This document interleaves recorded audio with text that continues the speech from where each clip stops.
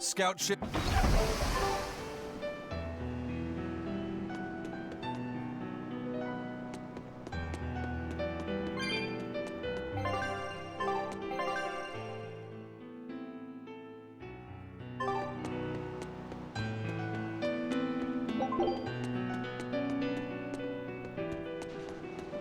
Sir, we just received a Sylph J from the boss of the Bloodwings. She has a job for us and wants us to meet her in Logres. How should we respond? Let's do it.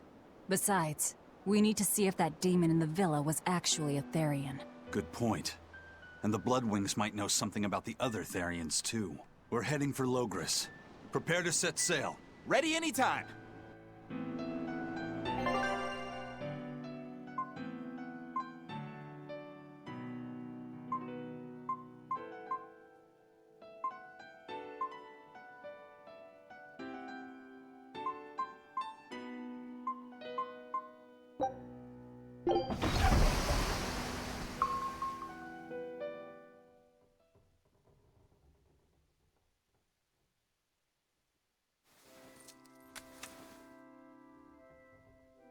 I lost my mother to a demon.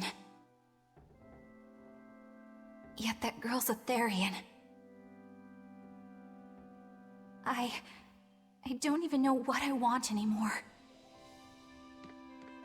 Hey, that's pretty! You like to look at that thing, don't you? Yes, my mother... Someone very important to me gave me this. I treasure it a lot. Looking at it gives me strength. Do you want to see it? Yeah! Ah! What's wrong? My face! It's scary! I don't want to look like that! I don't want my mommy to hate me! Mommy! Mommy! When I was her age, that's just how I cried. Come, Alana. I want you to see this. That huge owie. What happened? It's big and ugly, isn't it? There are scary things about my body, too. But do you think I'm scary, Kamalana? No, not at all. But are you alright? Does that hurt? Thanks, sweetie. I'm alright, I promise. What about me? Do you think I'm scary? You're such a sweetheart, Kamalana. Nobody could ever be scared of you. Not me, not your mother, not Laphicet. You don't have to cry anymore. It'll be okay. I promise. Okay. That scar, was it from a demon? Yeah. They attacked my village when I was a girl. I was so hurt, I couldn't move. But my mother lured them away from me so I could survive. What happened to her? The last thing she said to me was, "Stay strong and keep living." Oh. Come to the deck. Grimoire says she's learned something from the book. Hey, why's your face so red? It's nothing. Somehow I doubt that. It's nothing, I swear.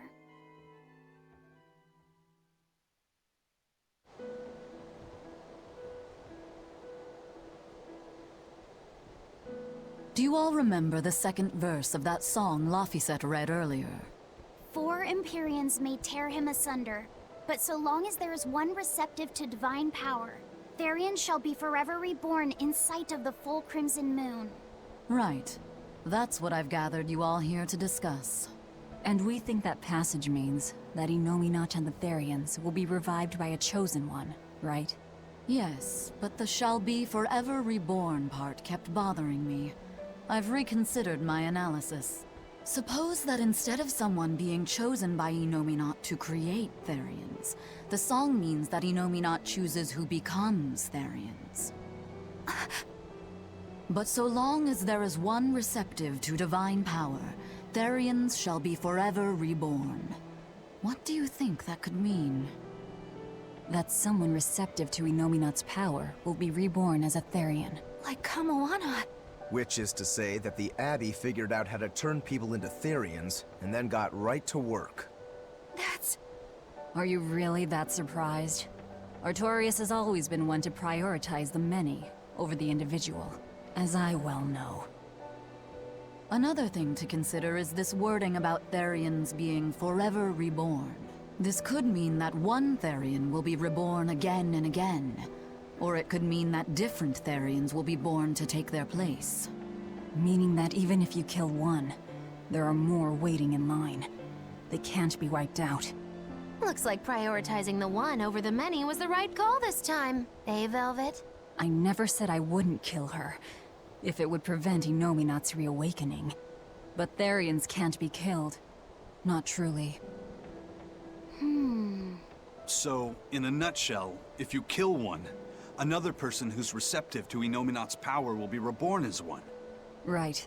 But the song says that 7 mouths feed the body, so there's only so many around. If you don't kill them, the next ones won't be born. Exactly. So we remove the 7 Therians from their Earth Pulse points instead.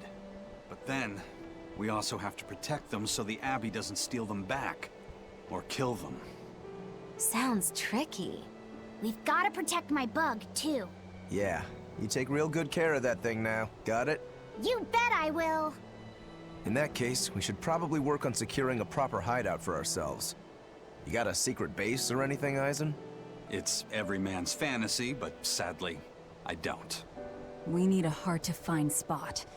One where we can guarantee a steady supply of malevolence for the Therians. Somewhere devoid of people but full of malevolence. Real poser you got there. With the Abbey in control of the entire continent, finding a place like that will be easier said than done. Meanwhile, Enominat's reawakening draws ever closer. We'll have to keep collecting our Therians while we search for a hideout. For now, let's just get to Logris.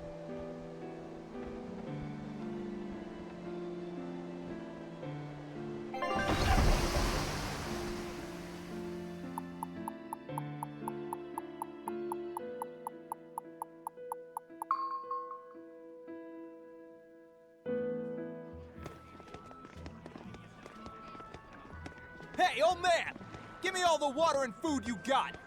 Wait your turn, moron! I was drifting out at sea for 3 days! Almost died out there! Poor you! You probably deserved it! Say that again, wise ass! I dare ya! Ah, shut up, both of you! No one's getting anything until you pay me what you owe first. Are they gonna be okay? Don't pay them any mind. Sailors are just a short-tempered bunch, that's all. Huh? The hell are you doing? What's going on? They've jacked up the price to dock our ship here. Oh yeah? Some real balls you've got there, buddy. If you lot want to moor here, that's the price you're gonna pay. Look, pirates are a liability to begin with, but calling your crew infamous these days would be putting it lightly. The more wanted you are, the more it's gonna cost to hide you. Capiche? Hard to argue there. Benwick, just pay the man what he wants. Yes, sir. You're such pushovers. You and the captain both. I knew I could count on you to come through, Eisen. Pleasure doing business with you. Looks like I'm causing you trouble. It comes with the job. Don't sweat it. Some sailors just have longer tempers than others. Noted.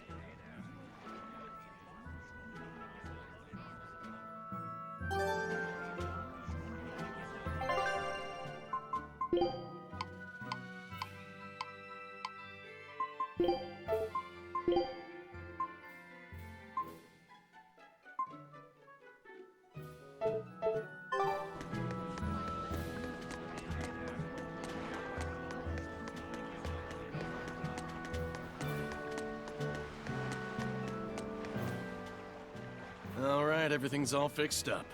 Now to polish this ship from top to bottom. You really throw your back into your work, don't you? Why shouldn't I? The Von Eltia is our pride and joy, our weapon. And most importantly, our home. I'm sure you've heard this before, but she's one odd-looking ship. The Von Eltia was built by the Kingdom 12 years ago, using the very best technology available.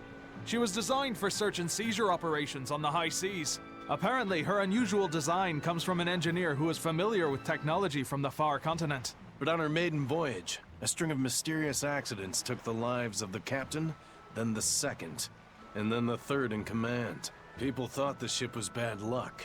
She was about to be scrapped when Captain Eifried came and snatched her for himself. If the ship was bad luck, why did Eifried want it? Well, I'm sure part of it was that he wanted a sturdy ship, capable of reaching the far continent. But when I asked him why, he said, "She looks interesting." She's too interesting if you ask me. We've been chased by storms, struck by icebergs, attacked by a giant whale. You name it. 3 years ago when the first mate arrived, it all made sense. To think we'd been haunted by a Reaper the whole time. Oh, come on. Don't go blaming the captain and the first mate for every bad thing that happens. I bet you're all just frustrated because you're forced to go where they tell you. None of us are forced to be here. We're here because we choose to be here. And we do so fully knowing what sort of men the captain and the first mate are. Anyone can leave the crew whenever they like. We're free pirates, each of us, here because we want to be. Some of us love adventure, some are looking to test their fate, and some are just searching for a good place to die. We're a ragtag bunch of rogues, that's for sure. But not a one of us has died carrying regret or resentment. So we're glad to help out you and yours. But you'd best not forget what we stand for. I won't. They're quite the crew, aren't they? Were all those accidents truly caused by your power? Yeah. I've been searching far and wide for a way to lift the Reaper's curse. But when I couldn't find a single thread to follow on this continent, I turned my eyes to the other side of the ocean. And that's why you boarded this ship. And a fine ship she is. The Von Eltia was built from 1,000-year-old wood, you know. Before I found my coin, she was my vessel. But then the accidents came. And then Eifried stole the ship. Did he know you were on board? Definitely. He had pretty solid resonance going for him. Although at first, I think he assumed I was just a dour-eyed lubber worthy of little notice. I suppose being a Reaper tends to take its toll like that. No argument there. But still, whether they could see me or not, they didn't act any differently at all. I fought my damn curse with everything I had. And Eifried and his crew fought right along with me. Hell, we even finally made it to the far continent. And you didn't find anything there? To help with your curse? I didn't even look. But that's why you went there, isn't it? Eventually, I just got tired of fighting back. The crew, they taught me how to feel alive. And the joy of pursuing my dreams alongside good friends.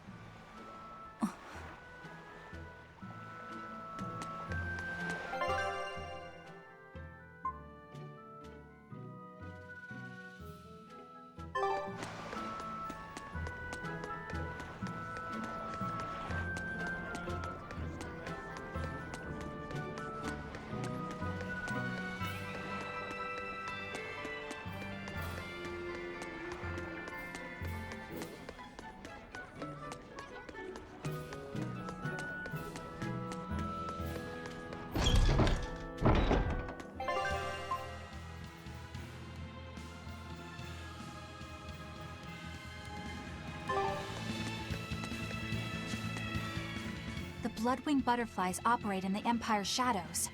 Not even the Abbey knows their full scope beyond whispers and rumor. And you all have a connection to them, don't you? Dark and interconnected is the underworld. We've heard voices in the shadows, glimpsed faces behind paper-thin masks. The attack on High Priest Gideon. Was that at their behest? Yeah, the Bloodwings asked us to take him out. We did it in exchange for information that could lead us to Artorias. Information? You would assassinate a man for mere information? Yes. Information on the shepherd who rules the world. Not a bad deal if you ask me. We just work with them when our interests align. Nothing more. That's the kind of thin justification I'd expect to hear from them, too. But the Bloodwings were acting upon knowledge that the High Priest was harming the people of the city. You're right.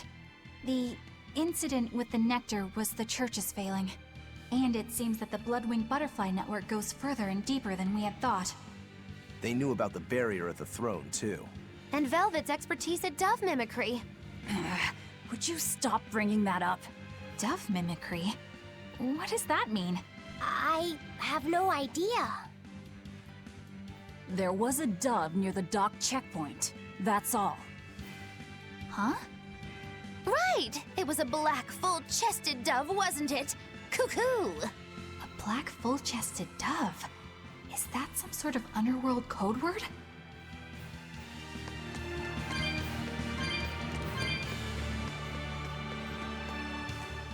Here we are, back in Logris.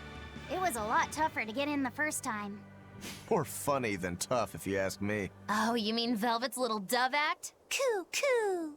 I'd be careful teasing her if I were you. You know how she can get. Oh, don't act like you didn't enjoy it too. I'm sure you did, right? Good little boys don't lie to adults, you know. I might have. Just a little. Say it like a dove. It was funny. Coo, coo. Is Inominat's book so difficult? Grimoire seemed perplexed by it. Yeah. She said it was written in ancient Avarost, a language that uses Impressionist script. I've never heard of Impressionist script. Each character can have many different meanings and readings, depending on the emotion it's expressing, and the way it relates to the characters around it. Some modest records on its grammar and structure survive, but none that say how to read the emotion the characters express. Grimoire said that you have to recreate the writer's feelings as a sort of starting point in order to read it. I see. And you have a talent for that sort of thing? I guess I do. But a script based on emotions? That's as far removed from modern language as can be. Yeah, it's completely unrelated apparently. How can it be completely unrelated?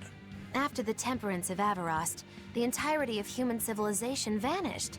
The language went with it. Much as a blooming flower loses its petals, the Avarost civilization grew too far and came to its final end. The surviving buildings and ancient tools, the likes of which our technology cannot replicate, were the beginning of that end. In any case, it sounds like deciphering that writing will take quite a while.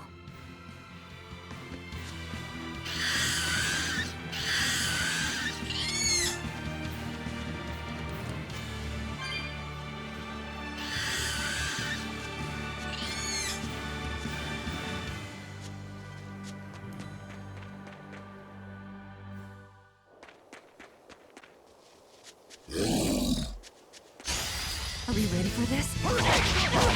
The size of that ass. Watch yourselves! This guy means business! I know. Training isn't worthwhile if you get killed while doing it.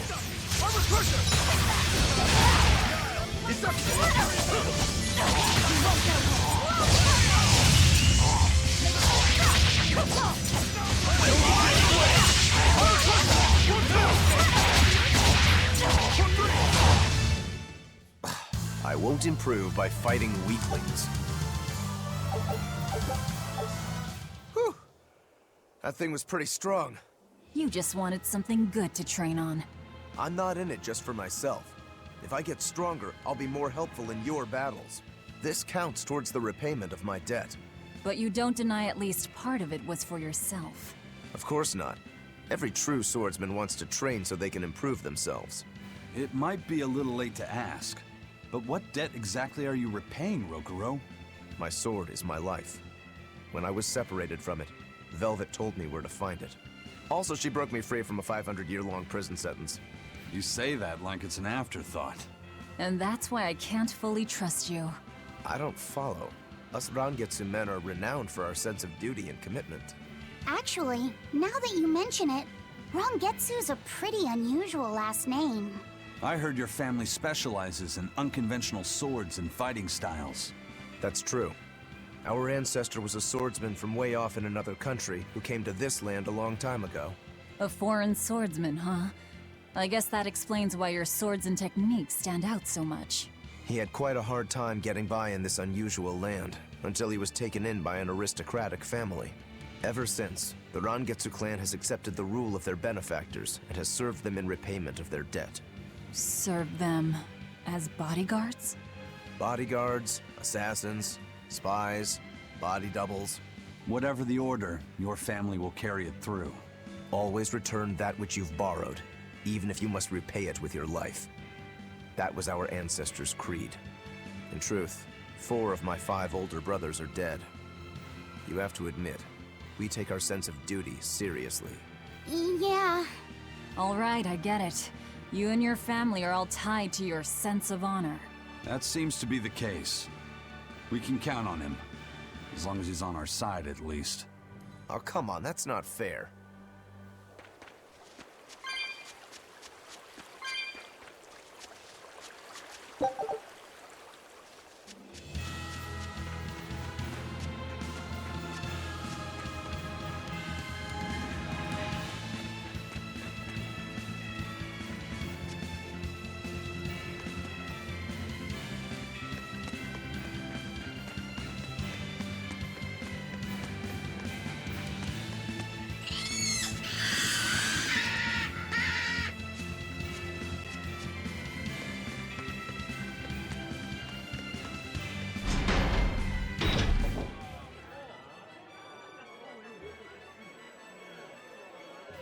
Man, the capital sure is big. Yeah, with historical buildings and artisans and all, there's much of interest here for a boy who loves to learn. Uh-huh. Sightseeing's nice and all, but don't wander off and get lost. Oh yeah. Sorry. Don't worry about him. He can take care of himself. I know, I was just saying.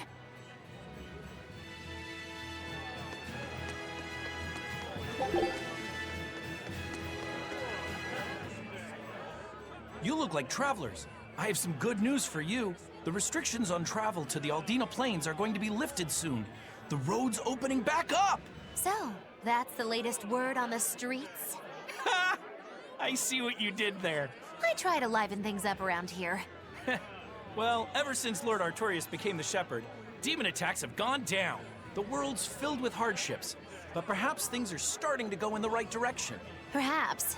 The demons who nearly destroyed Halaves are still skipping about on the loose, though. What? And just the other day, a village near Isolde was destroyed by the demon blight. Guess the capital doesn't mind, though. What? Don't worry about it. Your shepherd and the Abbey are going to save the world, right? Listening to you has kinda gotten me all nervous again. If you hear any other scary stories, let me know, please. I've got one with fresh blood, melted bodies. Oh, maybe that tale about the demon doll that comes alive! If you're going to waste time, we're leaving you here. Well, that's enough of this detour then. Sorry to be such a drag. Wait! That doll one sounded really cool!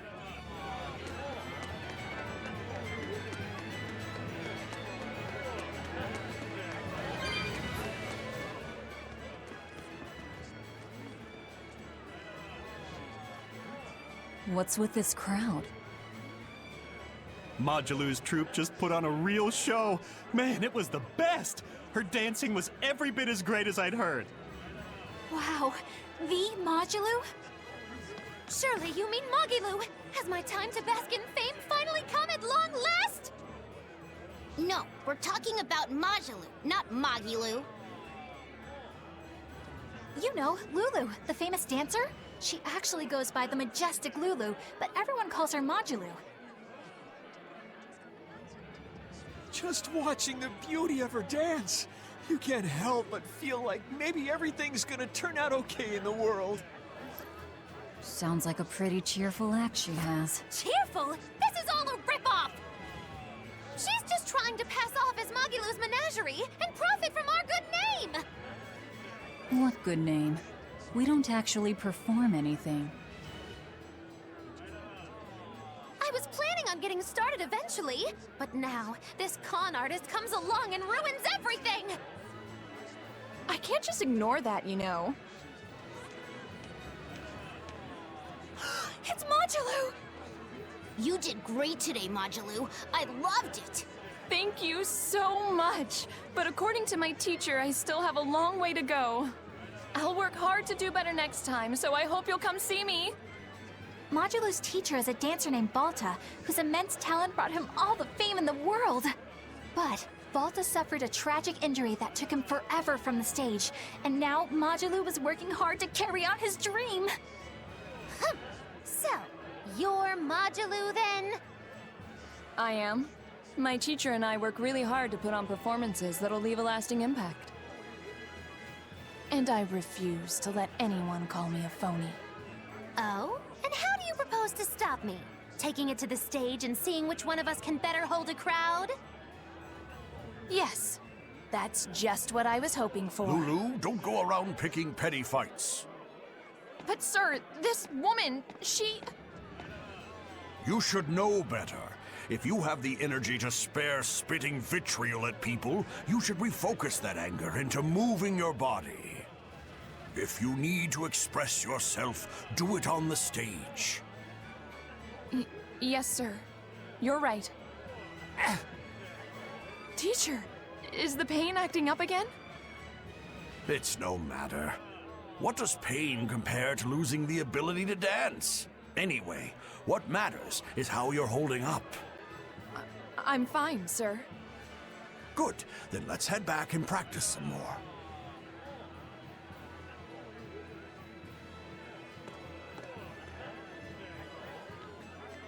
He seems strict.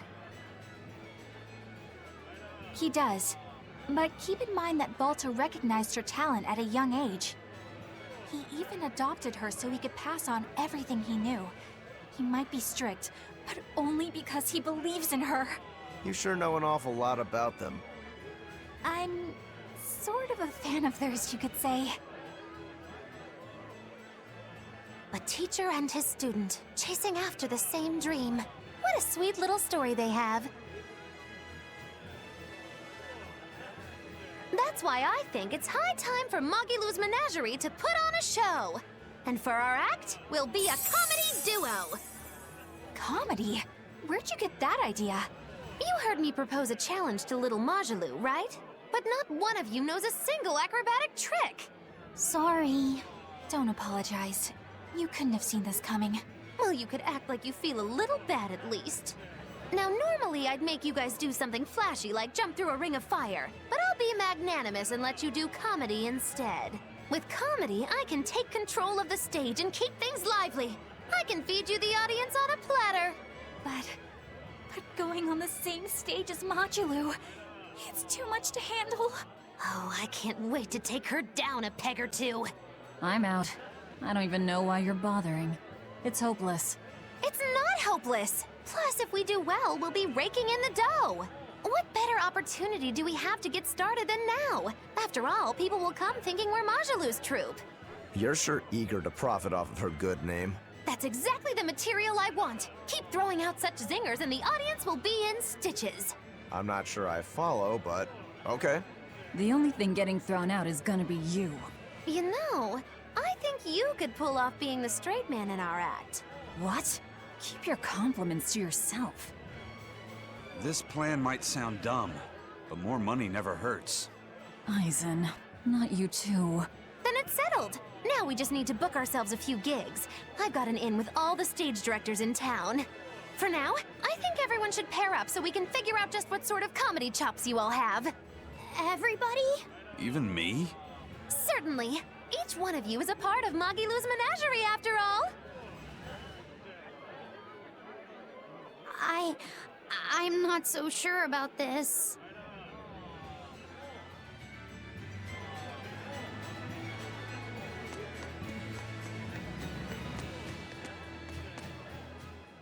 Whenever I hear Magillu's name, I can't help but think of Magillanica. Magillanica? Who's that? Oh, she's just a girl who worked as part of the freak show. Talked to spirits nobody else could see. That's her, all right. She had many mysterious powers, like moving things without touching them and divining where people would find lost objects. For a time, people called her the Little Witch. She was pretty popular. Thanks to her, the rest of the troupe took in plenty of cash. Or so I hear. Yeah, but eventually they took it too far, and the kingdom tried them for heresy. I hear Magillanica was subjected to really brutal torture. True fact. Everyone knows this story. Well, I've never heard it. That's not too surprising. It all took place when I was a young woman myself. Remind me, Magilo. How old are you again? What? How old would you say I am? Well, from your reaction, I can at least tell you're not my age.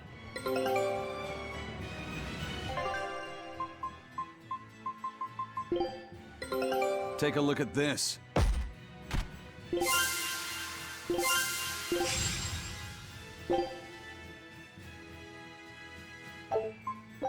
Scout ship setting sail.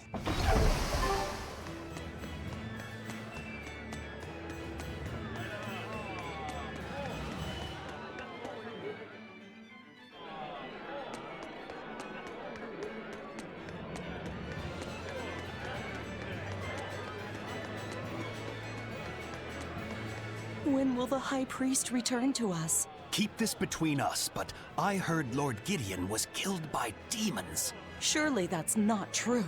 It most certainly is true.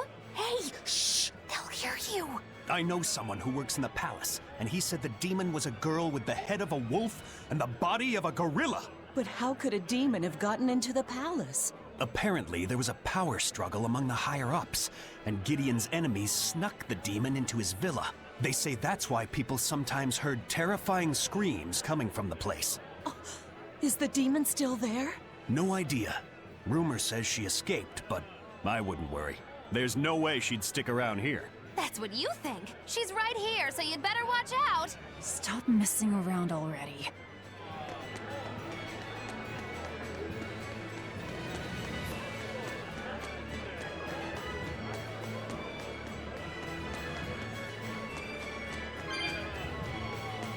The nights are so cold of late. It's gotten harder to get flamestone, too. I hear the port at Helavis is at a near standstill. No matter how much flamestone they mine from Mount Killerhouse, they can't get it shipped out. I'm sure the Abbey is aware of the situation. It's not just us who are suffering. We have to endure. Times like these is when we need to practice Lord Artorius' teachings. The many outweigh the individual. Exactly. I'm sure Lord Artorius will think of us soon and send aid. He doesn't give a damn about any of you. How dare you! The many outweigh the individual, right? Artorius wants to save humanity as a whole. Your individual troubles aren't important to him. You have no idea what you're talking about. Aren't we part of the whole he wants to save? What happy fools. Sorry about that. She didn't get to see his speech, so she's been taking it out on everyone around her. Really? What a troublesome kid. But really, that speech was incredible.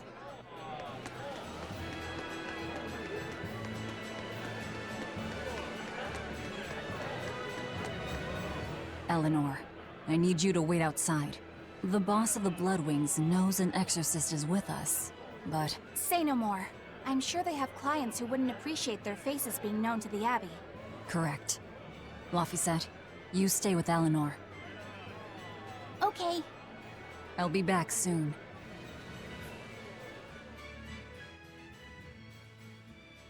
My thanks for coming all this way. It's been a while. Would you care for a peach pie? What do you want? Oh, it would do you good to unwind every now and again, you know. Stretch a bow too far and its string is bound to snap. What do you want? I would like you to escort this person out of the capital. Something smells about this. Literally. Where am I taking them? Somewhere the authorities can't reach them. Sounds nice. I could do with such a place myself. No joke. We've been looking for a place to lay low, but we haven't had any luck yet. Well, come to think of it, I've heard a rumor that it's been a while since the Abbey has had any contact from Titania. The prison island. Titania? But I thought the Abbey was in direct control of that place. Has the situation there gotten that bad since you left? Sometimes the answer is right under your nose. I think it might work. Yeah, could make a decent hideout, actually. The Therians could definitely get their fill of malevolence there. And the Abbey is far too goody-goody to imagine an escaped prisoner would ever return to her prison by her own free will. At the very least, I'd say it's worth checking out. I take it our intel has proven useful. It has. But before we go, have you heard anything about the Abbey harboring demons? I'm aware there was a demon in the villa, and that it has been relocated. Where? I can't say right this moment, but I'm sure we will find out shortly. All right, then in exchange for this passenger's safety, I want more information on that demon. You've got a deal. Eisen, I heard about your confrontation with Melchior. I'm sorry I wasn't able to help you find him. Yeah, you really blew that one, Toots. It's fine. What's done is done. Have you given up on finding Eifried? No, I haven't. The crew and I will do whatever we can to quash the Abbey's plans. We do them enough damage, and the Abbey ought to start thinking about putting their hostage to good use. They'll set him up as a trap for us, and that's when we'll steal him back. Attacking the Abbey to create an opening for his escape. Clever. It's what Eifried would do. That's all.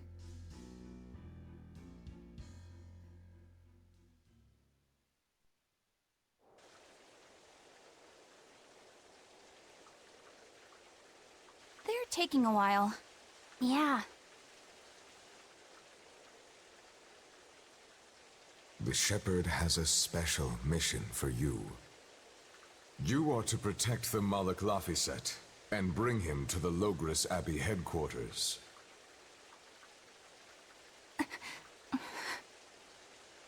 What's wrong? Hey, you want to take a walk around the capital for a bit? I can show you some of the sights. But,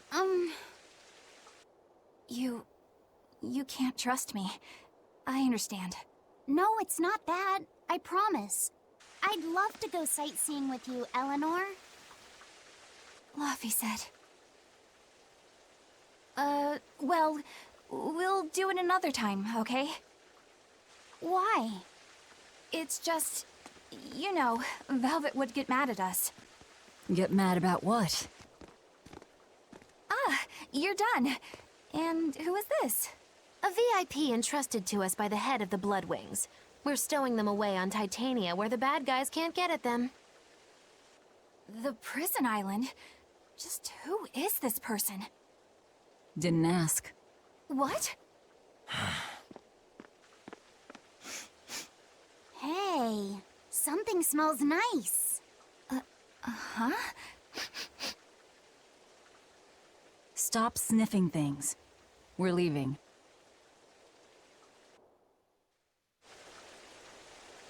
I can't believe you take a job without bothering to ask who you're escorting or why. The less you know, the less trouble you invite. Who is that caped man? I do not know, but his hawk seemed extraordinarily well trained. Trained to hunt, maybe? I'd imagine. It takes a great deal of time and money to train a bird like that. What is it? I smell something nice. Indeed. The scent is somehow familiar.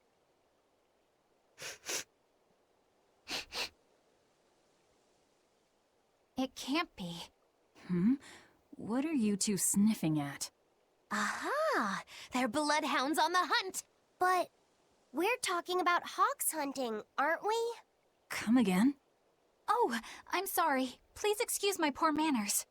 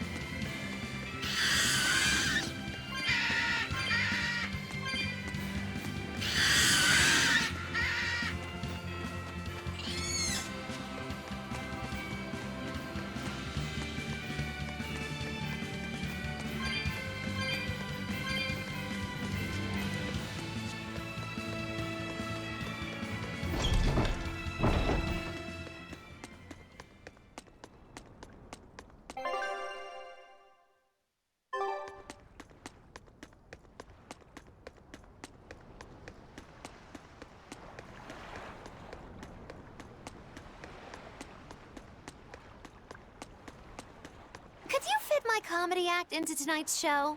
I'm still breaking in my new partner, but I can carry the act. I'd appreciate you squeezing us in. For you, Maggie dear, I'll do it as a personal favor, but you get 200 flat. No expenses, no per diem. Oh, come on, don't be so stingy. It gets worse. Our headliner is doubling up after, and the opener flubbed their lines and lost us minutes. Playing deuce for a cold house? Well, all right, them's the breaks. What the hell are you even saying? I'm saying we're going on, and you are my straight man. What? You were serious? I'll take care of the actual funny bits. Just act like you always do and we'll be fine. Bonus points if you toss the men in the audience a glare of contempt every now and then. Just trust me. Oh, hold on. This is all happening so fast. I'm not sure I'm ready for... You'd better get ready, because the curtain's going up.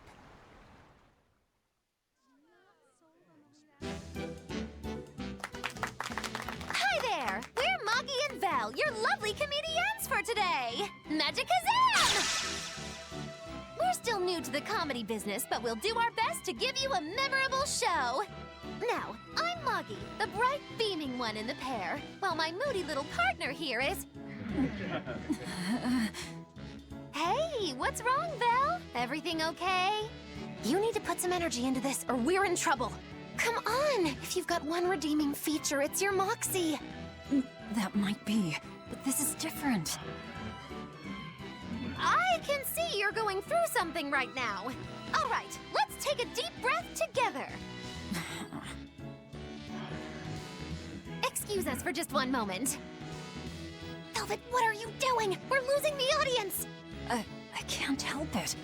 I've never talked in front of such a big crowd before.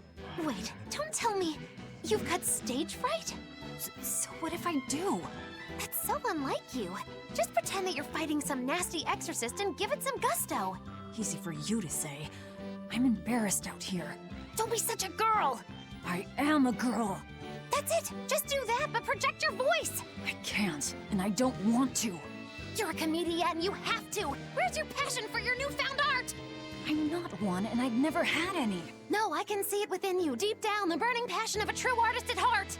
I've had enough! I can't do this with you! Sorry, folks, show's over.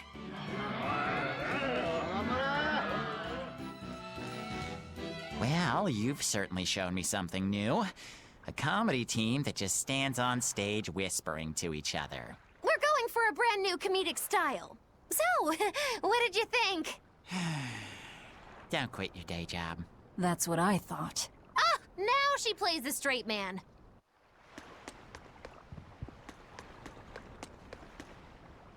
This is bullcrap. You're gouging us just because you can. Well, if you want to pay less, maybe you should go find someone more generous, hmm? Looks like they're at it again.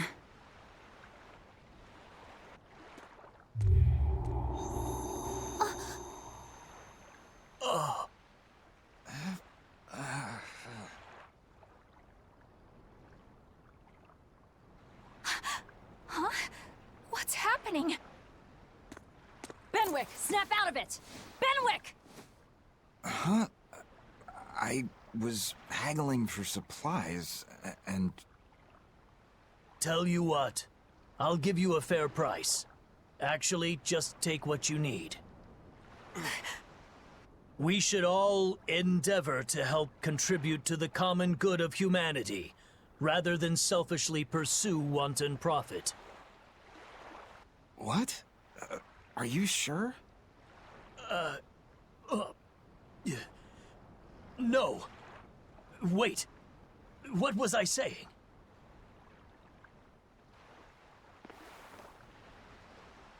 You felt that too, didn't you, kiddo? Yeah, it disappeared, but I felt a strong force coming from somewhere to the north. It's called a domain. A Moloch zone of influence. Wait, if it's north of here, then... The Empyrean's throne? Did that happen because of something Innominat and Artorias did? I don't know. I've got a bad feeling about this. We should get far away from here, and quickly.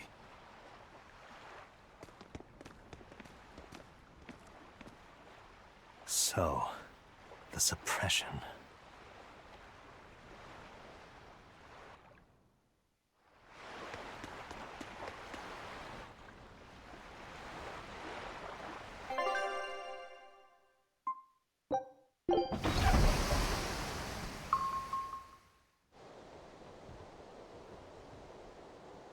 All right, we're safely on the rolling waves. Don't you think it's time you showed us your face, Mystery Monk? You're right. My apologies. I knew it! Prince Percival! Percival Ilmid Asgard, crowned prince and heir to the throne of the Midgand Kingdom. So he's next in line, is he? It looks like someone already had me figured out. Yes, Your Highness. I could tell from your fragrant wood scent, as only the royal family may wear it. But if I may ask, why? Must I explain myself to gain your aid? I myself could ask what an exorcist is doing consorting with members of the underworld. I don't... It doesn't matter why you're here. On this ship, you're here for us to use to our advantage. Treat me as you will. It's not like I can ever go back.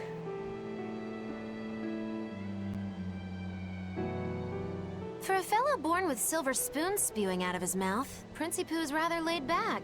Prince Percival is an upstanding man, renowned for both his intelligence and his fair, just demeanor. It's widely believed that with him on the throne, Midgand's prosperity will continue and... Look, I played dumb earlier, but I smelled that scent too. He wore it for us to notice. He wanted us to know just what sort of position he held, and how useful he could be to us. He surprised me, at least. Do you think we're being led into another trap? We definitely can't take that possibility off the table. When the time comes, he'll make a good hostage, if nothing else. Not if the ones we face are after his life too. For now, let's just make sure we keep an eye on him. The prince. He said he couldn't go back. I wonder why.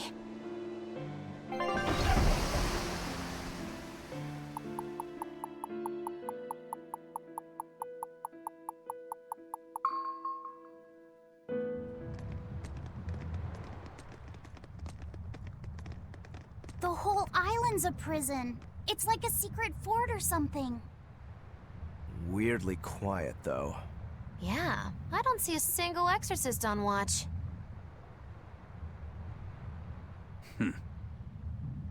Let's scope out the inside.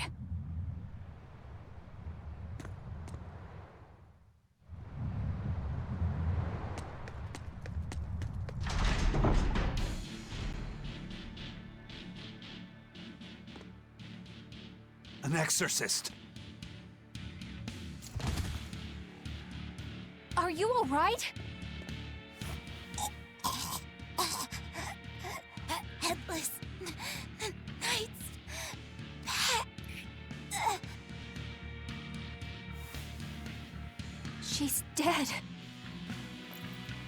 The Headless Knight is back?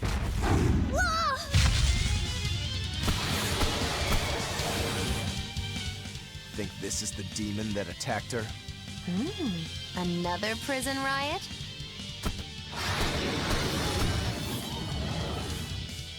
Kurogane, Dial, you two protect Kamoana and the prince. Understood. Stupid monkey! You're giving me a headache! Stay sharp! This one must have survived the riot! Caught you! No escape! No escape! Pressure! How's that? No escape! Hurricane! No escape!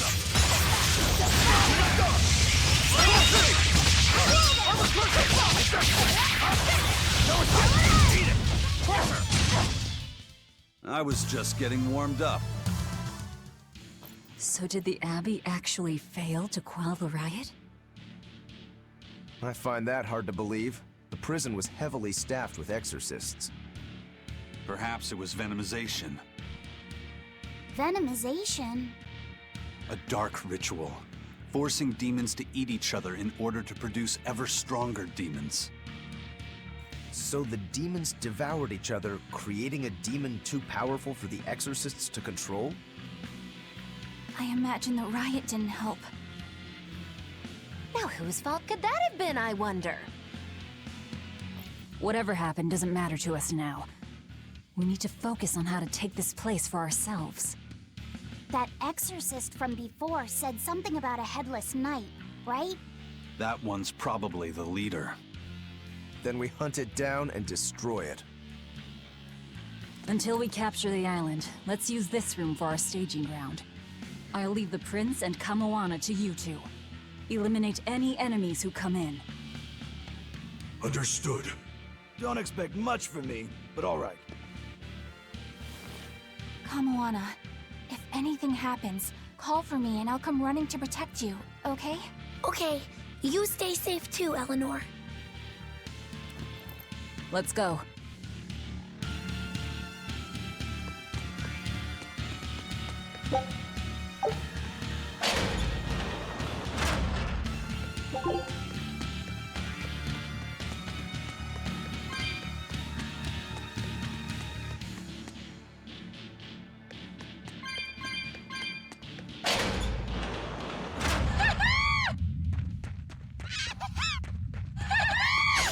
I don't think we have a chance.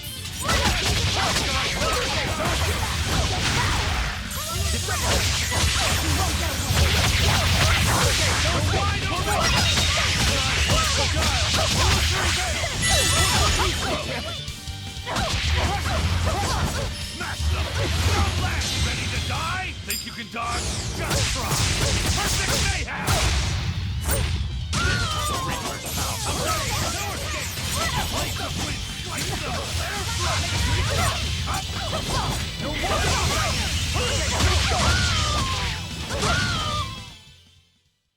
You don't want to make me angry.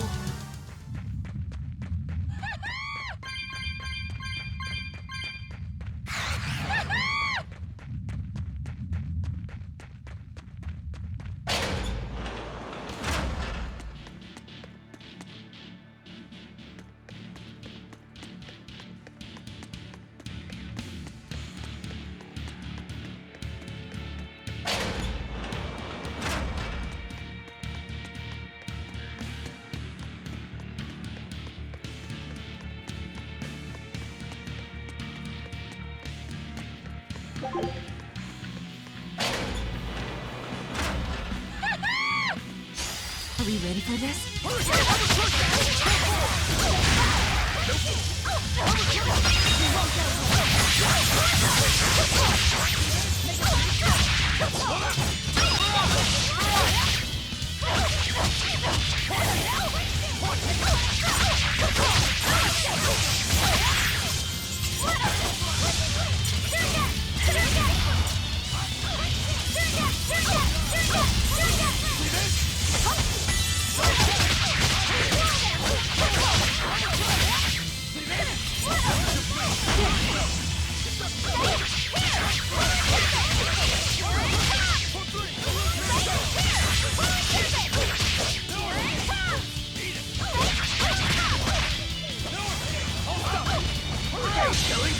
But I'm this close, I won't miss!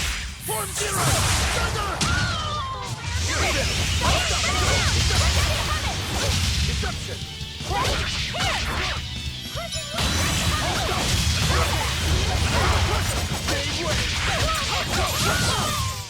Nothing can stop these fists! This island reeks with malevolence. I imagine it's emanating from all the big old demons roaming about. Hey, it's you again. I'm so busy! I'm so busy I can't even notice what's going on around me! You're not fooling anybody. Why bother? I was hoping to not have to deal with yous guys. Whenever I run into yous, I always lose so much monies. Because Velvet always forces unreasonable demands on you? Oh, Miss Exorcist! Your concern warms my little turtle's heart. I'm not forcing anything. I just think he's trying to take advantage of us by fixing his prices well above market rate. Price fixing? As in deliberately marking up items so as to take advantage of the less fortunate? I was under the impression that the Abbey strictly forbade such unscrupulous business tactics. Ah! perish the thought, Miss. Our accounting is always above board. 25 hours a day, 8 days a week. No matter whens and no matter wheres, you can get whatever you needs for the same fair price. That's good to hear. Eleanor, give the nice turtles that smile he so desires. I'm sure running a business is hard work. Hang in there.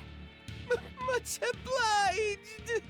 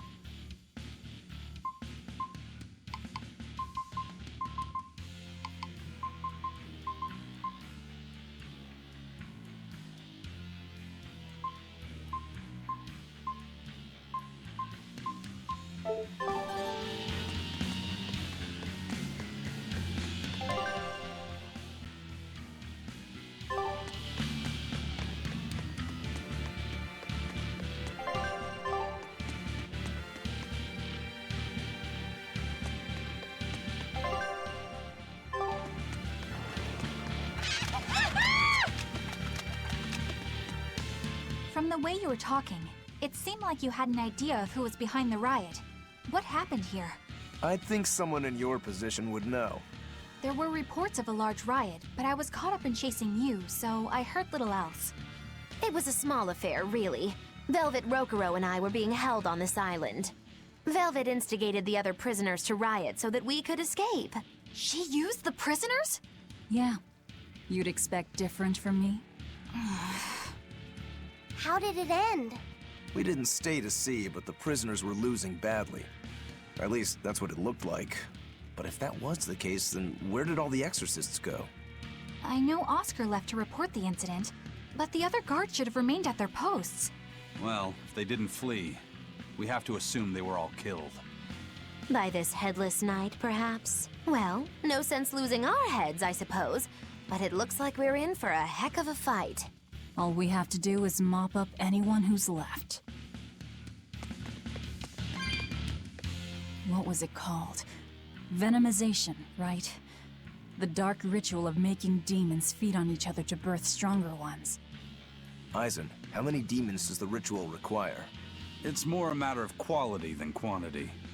Stronger demons mean more powerful malevolence. The ritual mixes the victor's malevolence with that of the devoured, creating a terrible, bloodthirsty monster. You see, the newfound power comes at a great cost. With it, the victor's last vestiges of self-control are stripped away. So it's something even more than a monster. A seething ball of pure power and malevolence. Rokuro, don't tell me you're considering it for yourself. Of course I am. I'll consider anything that could make me stronger. You cannot be serious! What's there to be so surprised about? Well, look at Velvet. She's already eaten countless demons. You're ridiculous! He's right. If it helps me find my vengeance, I don't care. Velvet! Wait, are you really going to do it? Relax, it's not gonna happen. Becoming a monster wouldn't bother me, but when I defeat my rival, I have to be myself for it to mean anything. It's the same for Velvet. It is? Besides, if I kill a previous victor of the ritual, I'll have proved myself strong enough not to need the extra power. You're ridiculous.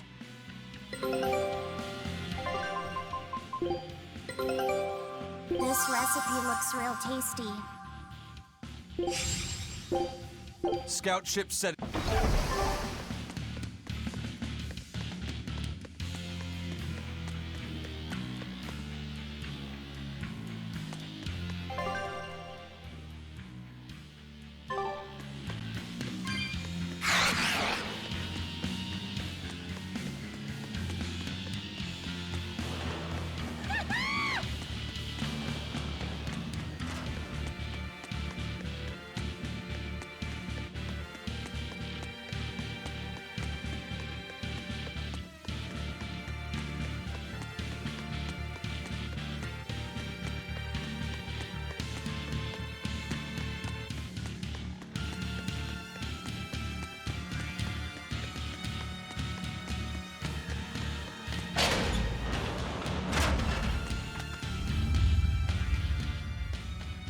bloodless knight! He must be the product of the venomization. Well, he definitely looks vicious enough. Not as vicious as our Velvet, though.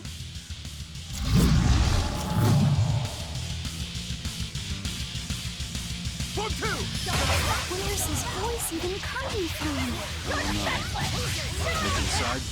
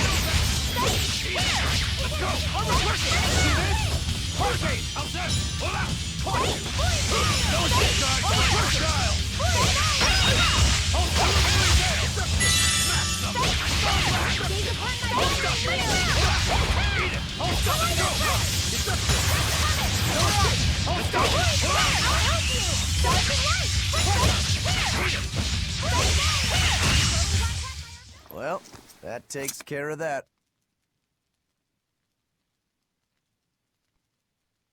Yeah. I feel something again. More malevolence? No, another Earth Pulse point. It must be on this island. I sense it too. It's very close. Directly underneath us, I would guess.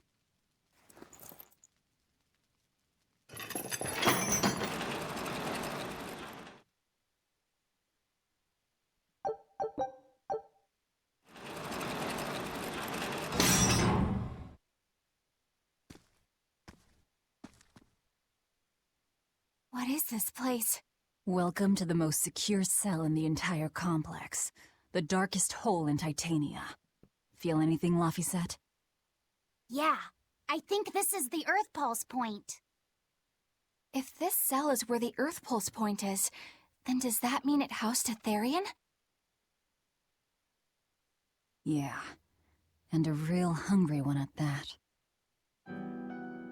Every day, they would toss demons into its cell. It would devour its fill, then wipe the blood from its lips. Never once realizing it was delivering to Inominat the malevolence of hundreds of demons and prisoners. And then one day, there appeared before it a female Moloch, who shattered the barrier and freed the Therian from its cage. But the Therian knew no mercy, and it devoured its liberator.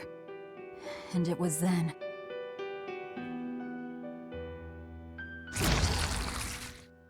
It was then I obtained the power. The power to avenge my brother. Velvet, you're a Therian? This prison island was a feeding ground for the Therian, harnessing the malevolence created by the prisoners within. But because Velvet escaped, the malevolence went out of control.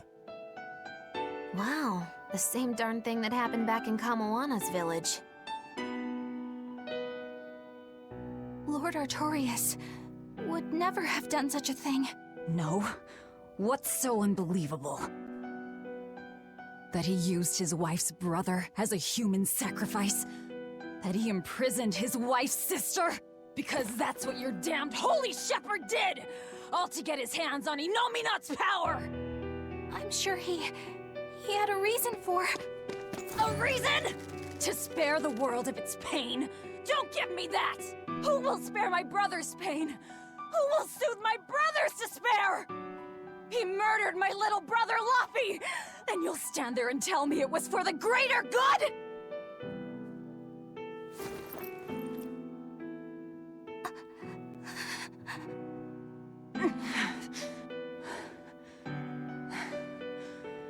At any rate, That's one less Therian for us to track down. Velvet.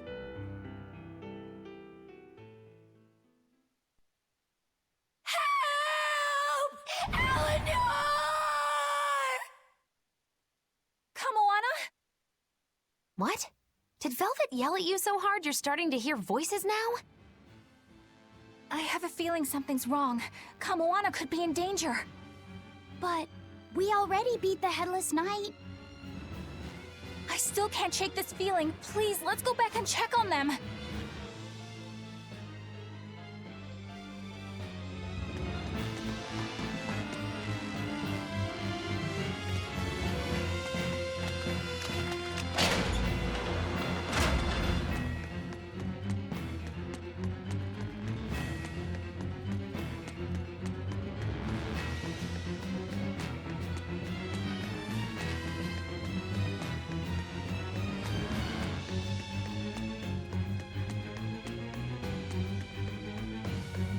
So, Velvet is a Therian, is she? I knew there was something off about her. But it's what she cried out that's really on my mind. Laphicet, is Velvet truly Lord Artorias' younger sister? She never told me. If it were true, I suppose it would explain her knowledge of Lord Artorias' training. If you're so curious, why not ask her yourself? Hey, Velvet, what's your connection to Artorias? Rokuro, have some tact! I heard you whispering. Doesn't bother me. Artorias was married to my late sister, Celica. He was our brother-in-law. We lived together for more than 10 years. That does explain a few things. So he sacrificed his little brother and turned his sister into a Therian. But you were his family. To his view of the grand scheme, family is inconsequential. The needs of the many outweigh the needs of the few. All he did was act according to his ideal logic. Well, enough chit-chat. Let's get moving.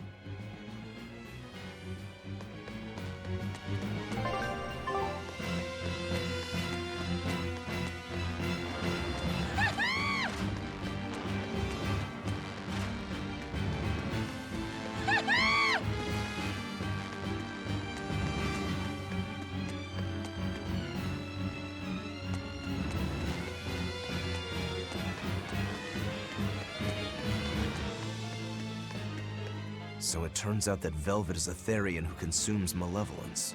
And too much malevolence is what changes people into demons. Strong enough malevolence can persist after the person who created it dies, turning their corpse or spirit into a raging monster. That's how undead and phantom demons come about. Then the demons Velvet killed turned back into humans because she devoured their malevolence. Yeah, and consequently, they avoided becoming undead or anything like that. So she saved them. Well, I mean, a corpse is a corpse, of course. Do you think she could devour only the malevolence and turn a living demon human again? Unfortunately, that's impossible due to malevolence's self-reinforcing nature. When Therians are connected to Inominat through an Earth Pulse point, they seem to be able to absorb small concentrations of malevolence from the surrounding area and inhibit the creation of new demons. But any human who builds up enough malevolence to turn into a demon will keep producing malevolence as long as they live. That's right. To devour any malevolence, I need to cut it off at the source. That's how my powers work. Velvet, I'm sorry. I don't mind it. Actually, I find it convenient. This way, I'll never forget my hatred for Artorias. Plus, as long as you stay away from an Earth Pulse point, you get to keep the power of any malevolence you consume. Fuel for my hatred, yes.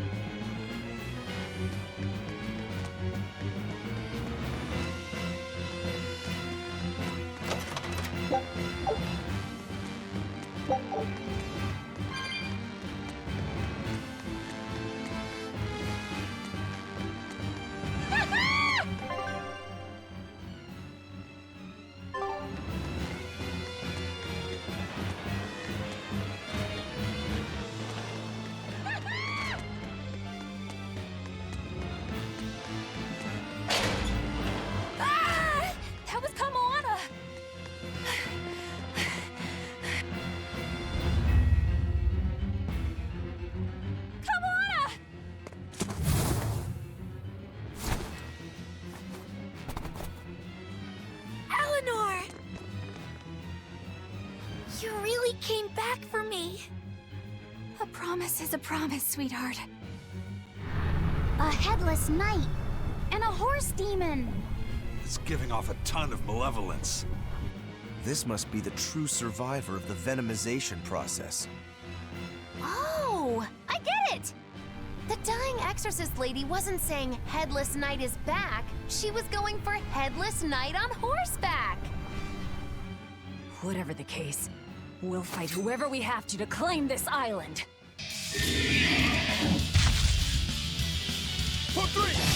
Now I can't help but wonder how the horse is named. Get close and look if you're that curious.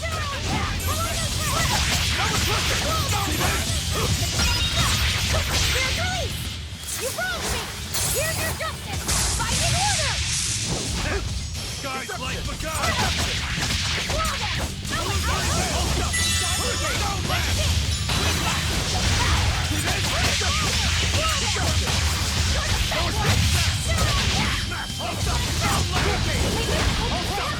Let's go!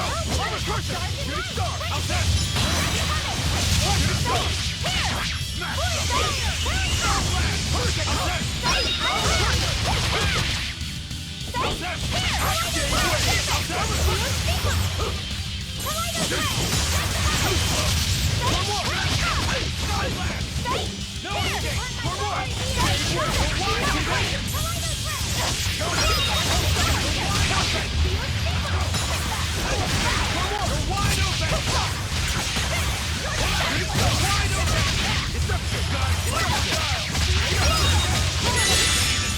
Think you can dodge? Just try! Perfect mayhem!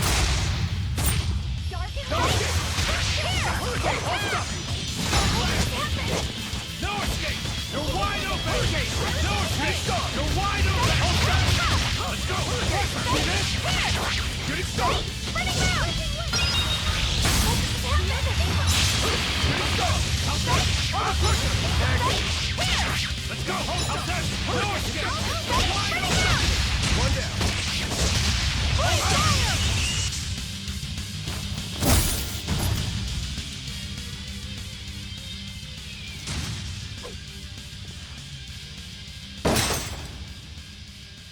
That's venomization, all right. Definitely stronger than that headless lump of armor. I beg your pardon? Not you.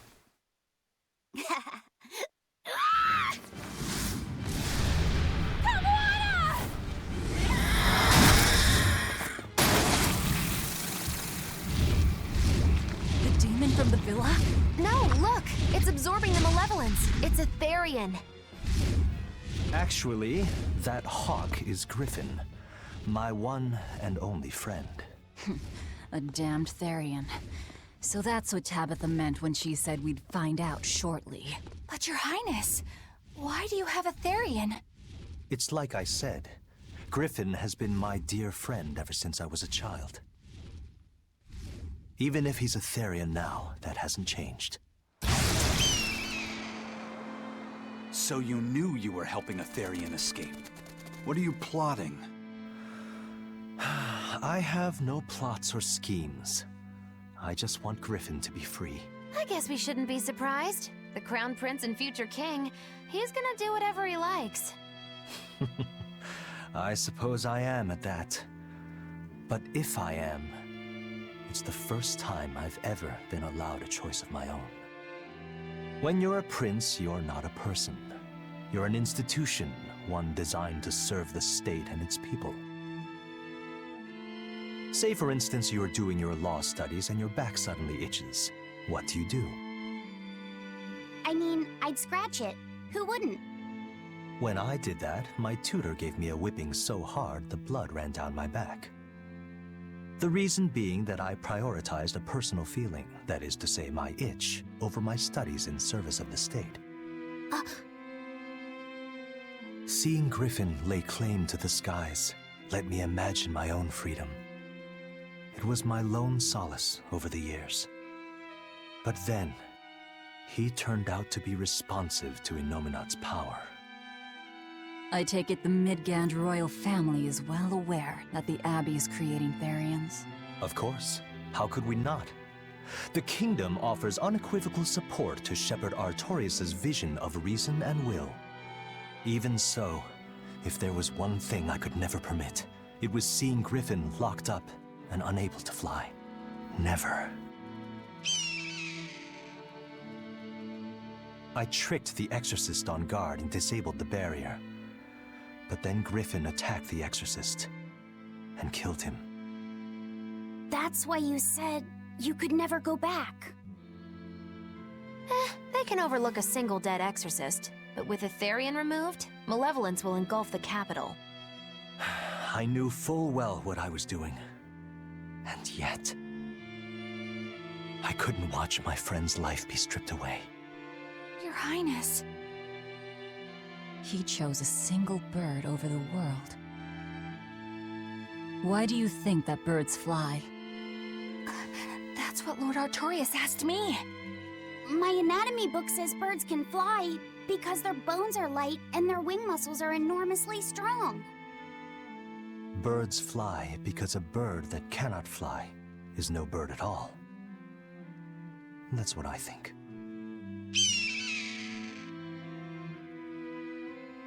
I understand now. As long as you remain on this island, you may do as you please. But if you try to escape, I'll kill you. That should work. This way we'll have him on hand if we ever need a hostage. Understood. I appreciate you letting Griffin and me stay here. Well, now that that's taken care of, let's build ourselves a hideout.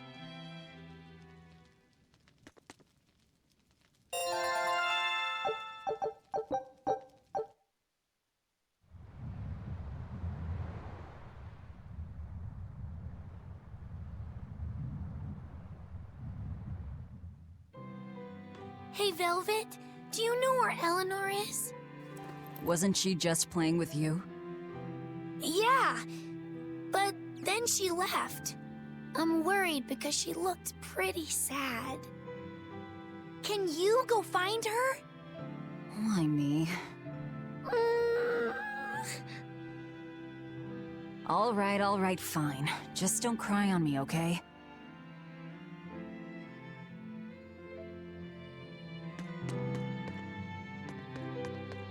Huh. A most interesting interpretation. What do you make of this part here, then? Well, if you pronounce it Loney Kyle, then it'd mean midriff, which probably isn't right. Maybe Muse Mila? Well, that would make this passage read, Pornges are nummy. Okay. Yeah, that's not right either. What's wrong, Velvet? Have you seen Eleanor? No, I haven't. Sorry, I know I'm supposed to watch her. Just read somewhere where there's more light.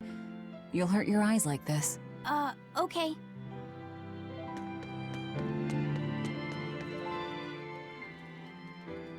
Hey, Rokuro, have you seen Eleanor? Probably. I don't know. Bit drunk. Just try not to go overboard. But man, are we a bunch of screw-ups or what? I mean, we've kidnapped a prince now. They gotta have laws against that. Broke out of prison, flattened Helavis, tried to assassinate a shepherd. Hey, how many infractions do you think we're on the hook for?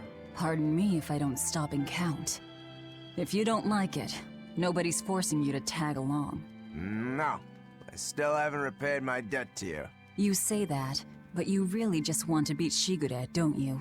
Whoa, to me they're both connected. It's a long story, but I can tell you if you... I'll pass. Well, join me for a drink then? Can't. I'm 19.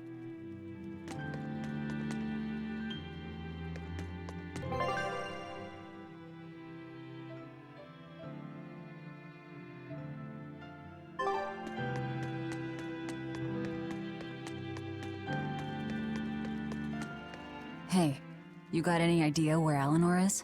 No, sorry.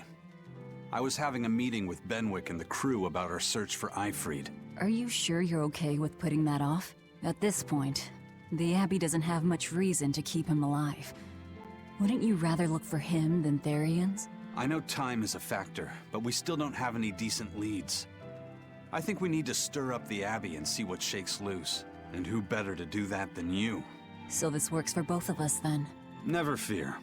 I'm still acting out of self-interest. Besides, Ifrid won't die so easily. He's a strong man. It'd take a lot to bring him down. Yeah. I've never seen him flinch from a storm, no matter how choppy the seas. Where angels fear to tread, as they say. Probably some of that as well.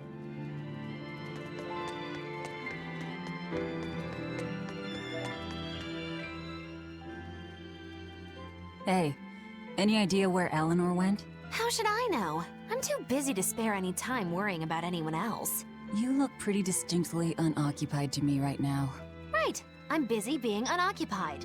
You're... what? It's simple. When you have free time, it means you're busy trying to avoid having any business to do. You're too weird for this world, Magulu. Says the woman with the world's blandest personality. I always figured you'd be the type to take off as soon as things got hairy. So what keeps you here? I am utterly, completely, totally, wholly devoid of anything else to do. Which is to say I'm... unoccupied. Right, now you get it. Besides, I have to stick around to see how our bet turns out, don't I?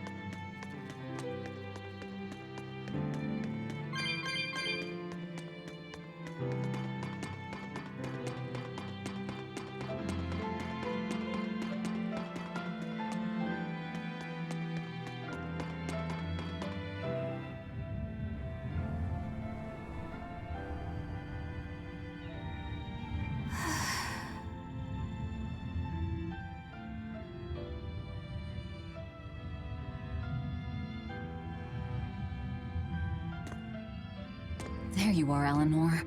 Kamoana's worried about you. You actually came looking for me? Can't say no to a crying child. Indeed. She may be a Therian now, but deep down, she's still a lonely little girl. That's something I've come to realize in traveling with you all. Wretched demons and Therians, even the Malakim who I'd only thought of as tools, they all live and think as humanly as the rest of us. was so clueless. I didn't know what demon blight really was, nor what the Abbey was doing. Through it all, I knew nothing beyond blind belief in whatever I was taught. Ignorance is bliss, as they say. The coward's path is not that of an exorcist. They may say, I didn't know anything, so I can't be blamed. I can't live like that.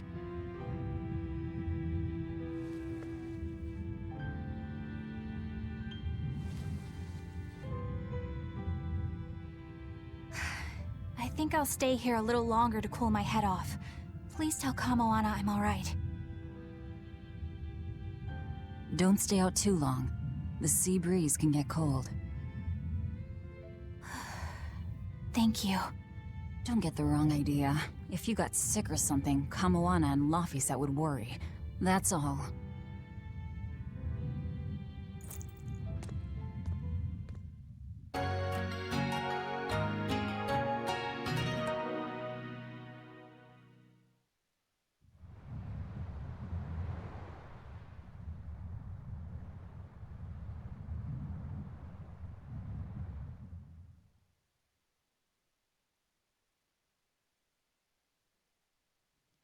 I have something to say. There's something I've been hiding, until now. I've been acting undercover on a special mission for Lord Artorias. I was to watch over the Malik Laphicet and bring him to Abbey headquarters. So vital was the mission, I was to do whatever it took, even kill my fellow exorcists. You were gonna take me to them. I'm sorry for deceiving you, Laphicet. Originally, I was going to get you to lower your guard, then take you in. However, I no longer intend on following the Abbey's orders. You're turning your back on Artorias? No. I still believe in the sincerity of Lord Artorias. That the world he seeks is one that will benefit all humankind. But nevertheless, I simply cannot bring myself to condone the methods he has chosen to achieve that vision, so...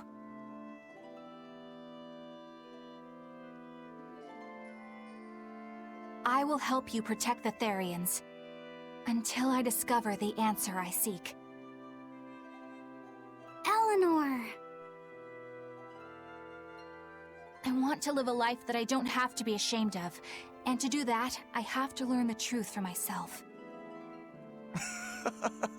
So, you live by your emotions after all.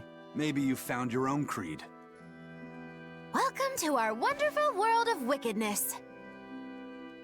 Don't equate us! To act in opposition of one's feelings is to act opposed to reason. You never make things simple, do you? You should be glad I don't. Yeah. After all, she's my vessel.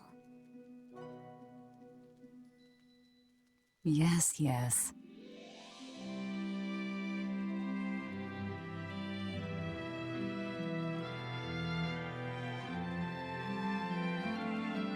So, I think our next order of business is to find ourselves another Therian. Well, that's the extent of my insight. Anyone got any actual leads? What if we had Eleanor swipe some intel on them from the Abbey? That could work. I don't know. It wouldn't work. Officially, the Abbey still considers her a traitor. So who would leak anything to her? Yeah. Besides, we can't put Laphicet in danger like that. And anyway, Eleanor's terrible at being a spy. Ungracious, but accurate. You know that special underground cell from yesterday? I want to go back there. There's something I want to try out. All right, let's go.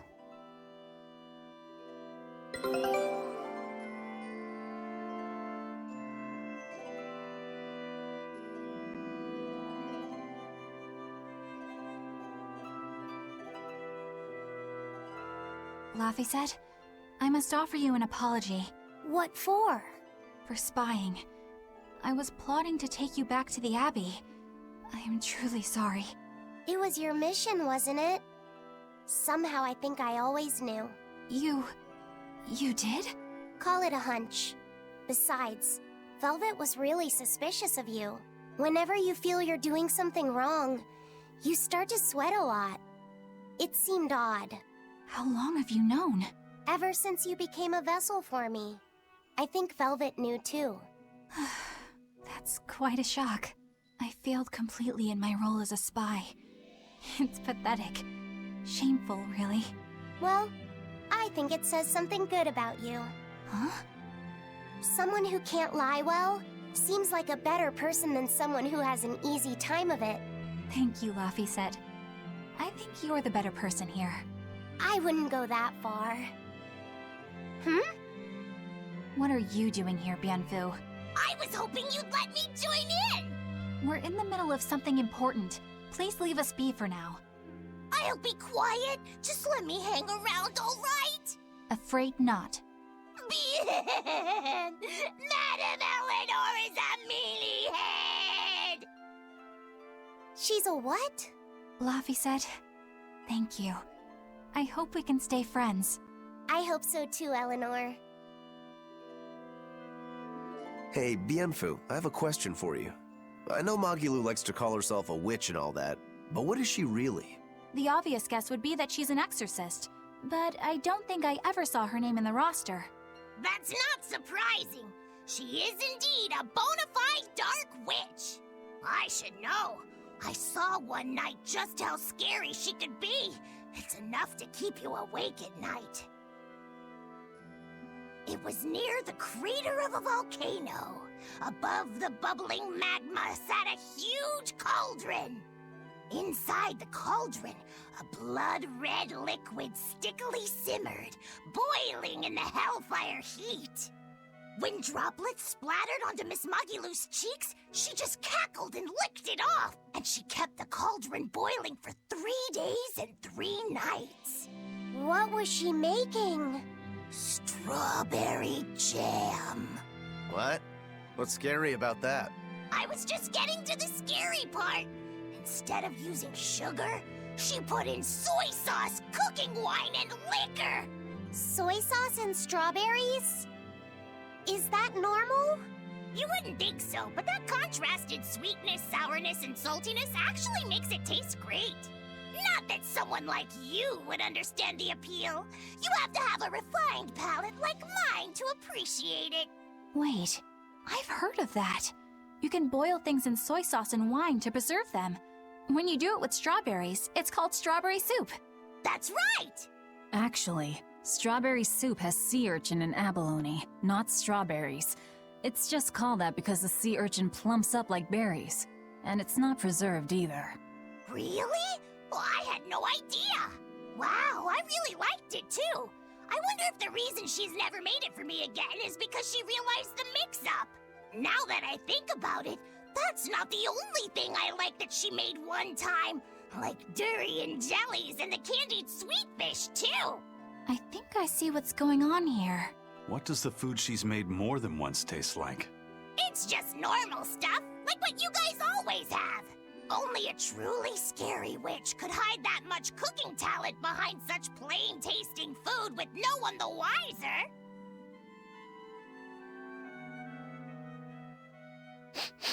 I know this smell. Yeah, it's Prince Percival's fragrant wood perfume. When I told him I'd never smelled it before, he put a little on my sleeve to try it out. I love the smell of the royal family's perfume.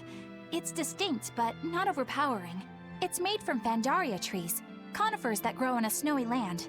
I've noticed that you and Velvet and Magilou smell nice too. Do you all wear the same perfume? We do? We don't use that stuff, but maybe you're smelling the soap we use. Oh, can only the royal family wear fragrant wood? No. Some fragrances, including the Fandaria-scented ones, only the royal family can use, but most don't have any such restriction. If they all smell so good on humans, why doesn't everyone use them? You know, I've never thought about that. Why do you think that is, Aizen? It's a bit complicated. To explain it right, I'd have to start with the history of bathing in Midgand. A few hundred years ago, people believed they would die if they took a bath. They were so terrified of baths that they wouldn't even go near one. I can't believe people would be scared of taking a bath. Why would that even happen? Well, at the time, a deadly plague was running rampant, and people thought that it could be transmitted through bathwater. Bear in mind that this was all before we had proper plumbing or techniques to purify water. People couldn't just bathe anywhere. Sewers like the one we used to sneak through Logres are a fairly recent construction, only around a century old. Some people even thought bathing at all was unhygienic. Right. As bathing went out of style, the royal family started to use these fragrant woods. Covering up their bad smell with a good one. Yep. As a result, their perfumes used to be far more potent, to the point where you couldn't even tell if it smelled good anymore. But nowadays, nobody actually believes that bathing can make you sick, right? As civilization advanced, plumbing became widespread, and baths themselves became much cleaner fixtures than they used to be. And the fragrant woods fell out of favor because they were no longer necessary, right? To the contrary, as the people gained prosperity, the perfumes became a popular display of wealth. The newfound popularity didn't last long, however, thanks to the propagation of a new disease. One that didn't transmit through baths. Demon blight, you mean? With the rise of demon attacks, life outside the city walls became increasingly difficult. With fragrant woods now harder to come by, the perfumes once again became the domain of royalty. I guess that means that fragrant woods share a long and complicated history with plagues. To cover up the truth of malevolence, the powers that be spread rumors of a demon plague, continuing their time-honored tradition of covering up one stink with another. So, what do you think of the perfume? Do you like it? Yeah, it smells nice. But I think I like the smell of soap better. Huh? This island is so amazing! It's far away from any other people and has so much hidden stuff underground! It's such a perfect hideout! Just thinking about it makes me so excited to be here! Yeah, I guess. What's wrong? You were so excited to be here before! Don't be such a drag, Laphicet! It's just that this used to be a prison. People were brought here to suffer. If you're worried about how I feel, don't be. If I really hated this place, I wouldn't have made it my base. Hell, I was imprisoned here too, but now it's the secret fort I always dreamed of. I still haven't forgiven the guard who ate all those marron glacés I was sent. I'll let the past be the past. What part of secret fort are you not getting? Yeah. But it can't all be just for fun and games here either. In order to maximize the success of our future battles, we need to maintain and improve this base going forward. This place seems sturdy as it is. Does it really need more work put into it? Nonsense. This place was built to specialize in holding prisoners. We can make it better suit our needs. What are you proposing exactly? Well, I think we need to start with smokescreen generators. They'll be effective against intruders unfamiliar with the layout here. Of course, afterwards we'll have to clean up all the soot, but still. No thanks. I think we need something to put out fires. The fire at Helavi's was really scary. We have Malakim like you who could use water arts, though. If anything happens, you can just put it out. Oh yeah, I guess that's true. What we really need are some secret underground tunnels. If things get too hairy here, we'll need an underground escape route. We can put in hidden doors, and even some fake ones to trick the enemy, too. We have 2 separate docks. That's good enough. No enemy is going to attack without taking both docks into consideration. That's why we need to build underground tunnels before anything else. But we're on an island. You know, surrounded by water. Where would these tunnels even lead to? Isn't it obvious? We'll dig underneath the sea to another uninhabited island nearby. But there are no other islands nearby. If it means getting my tunnels, I'll build an island too. Are you listening to what you're saying? It sounds like he's daydreaming to me. And what's wrong with having some dreams? This is a great opportunity we have here. You guys just don't get it. It's okay. I get where you're coming from. But they'll never understand. You might as well save your breath.